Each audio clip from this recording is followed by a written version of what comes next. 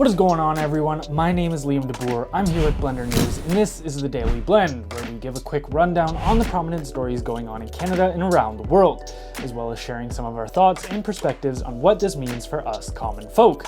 Today, we will be going over the godfather of AI warning the Canadian government to accelerate regulation, University of Toronto scientists being held hostage by the irrational ideology of diversity, equity, and inclusion, as well as a human rights group refusing to participate in the public inquiry into foreign interference out of fear that the inquiry itself has been compromised by foreign interference. However, if before we get into the thick of it, you wouldn't mind doing us a favor and hitting the thumbs up button on this video and subscribing to our channel, that would be greatly appreciated. Alright, let's get into it. On February 5th, Yoshua Bengio, a prominent figure and pioneer in the field of artificial intelligence, testified before a Canadian parliamentary committee. He expressed concerns about the potential societal risks posed by AI and urged the government to expedite its efforts to regulate the technology. Bengio warned that superhuman AI, with capabilities exceeding human intelligence, could be developed within the next few decades, potentially as soon as the next few years, and that society is not prepared for such an advancement. He highlighted several specific risks associated with AI, including the use of deepfake videos for disinformation campaigns. I am not Morgan Freeman, and what you see is not real. The manipulation of social media users through AI-powered chatbots, and the potential for advanced AI systems to be used for cyber attacks. Bengio argued that the current Liberal government bill aimed at updating privacy laws and regulating AI is inadequate.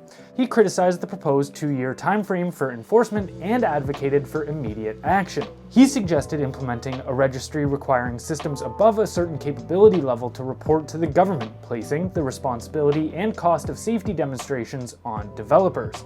He also urged the government to broaden the bill's definition of high-impact AI systems to encompass technologies posing national security and societal threats, such as those capable of designing dangerous cyber weapons or self-replicating despite programmed limitations. He emphasized the need to regulate general-purpose AI systems due to their potential for misuse.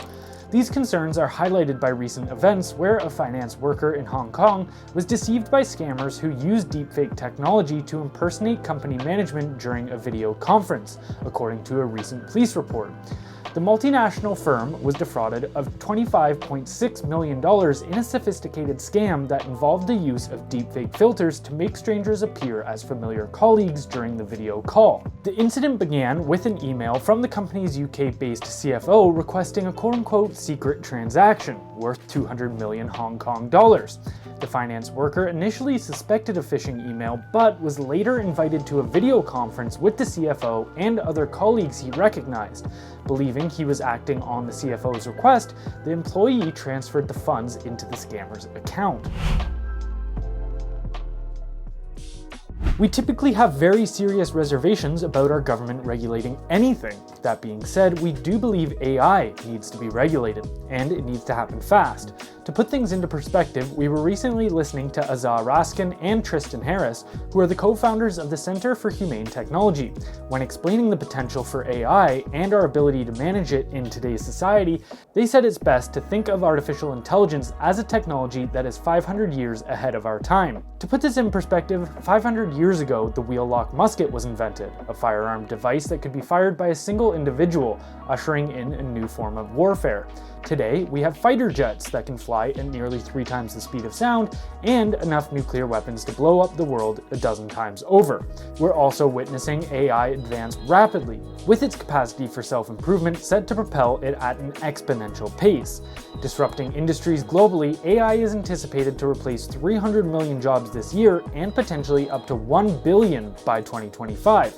If Raskin and Harris are even remotely close with their prediction, AI will be the most disruptive technology known to mankind, and we need to be ready for that. Alright, let's move on to some issues arising on university campuses. Here's University of Toronto professor Lee Rivers' take on the current ideological landscape. In the midst of heated ideological battles unfolding on Canadian university campuses, a dispassionate observer might discern the gathering of ominous clouds over our contemporary society. The spectacle of academic scientists considering introducing concepts like Indigenous science into their classrooms appears to most Canadians both laughable and regressive. The idea that future physicians might be trained to incorporate the ancestral knowledge of Inuit and Métis communities into medical diagnoses seems absurd. Yet, tracing this prediction to today's university campuses reveals it as a logical outcome of what we, the outspoken academics, are planning to impart. As tenured faculty, including myself, an organic chemist and gatekeeper to aspiring medical students, we are meant to thrive in an environment of free thought and inquiry fortified by evidence. We are encouraged to express our opinions and teach our subjects. However, the relentless influence of critical social justice, driven by diversity, equity, and inclusion, or DEI advocates, has infiltrated the science, technology, engineering, and medical, or STEM, disciplines.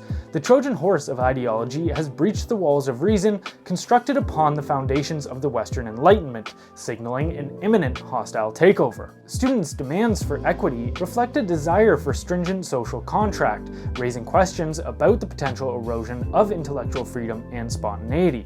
In the face of these challenges, science professors find themselves at a crossroads, questioning how they have become detached from reality. Calls for rationality and adherence to Enlightenment values are met with disapproval, leaving the future of academia uncertain. Alright, with the DEI madness covered, let's take a peek at some concerning developments with Canada's public inquiry into foreign interference. Canada's public inquiry into foreign interference has gotten off to a very bad start, as the Uyghur Rights Advocacy Project, or URAP, suspended its participation due to concerns that information shared with the inquiry will be shared with China.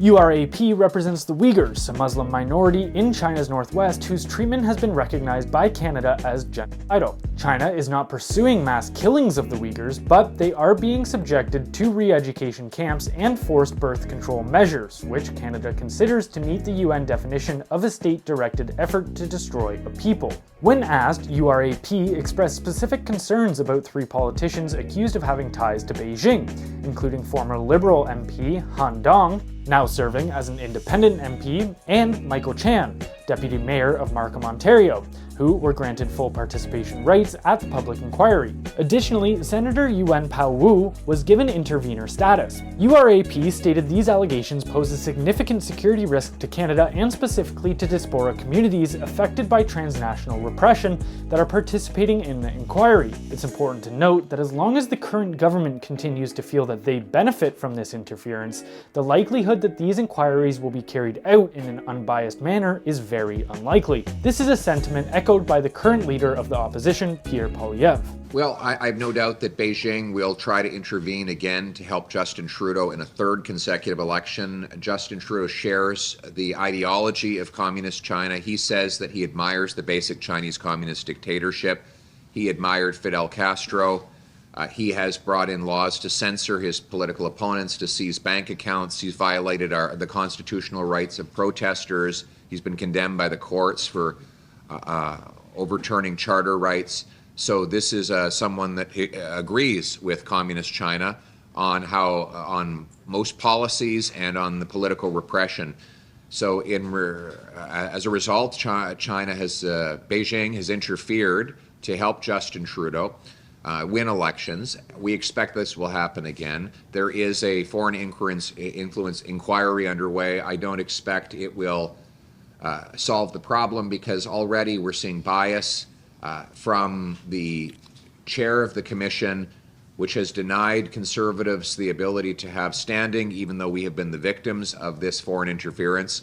Meanwhile, she has given standing to the Liberal government and to numerous top Liberal insiders.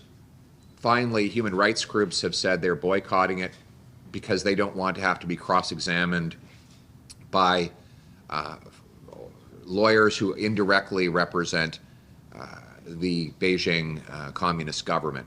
So the inquiry is off to a very bad start, and it's more proof that Trudeau wants to cover up the foreign interference so that he can benefit from Beijing helping him in the next election. Anyways, this wraps up today's episode of the Daily Blend, so don't forget to subscribe to keep up to date with future episodes, and if you enjoyed this video, you would probably love our newsletter, which goes out 6 days a week.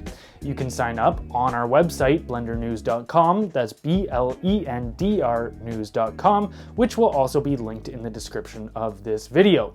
Thank you for watching, and we'll catch you on the next one.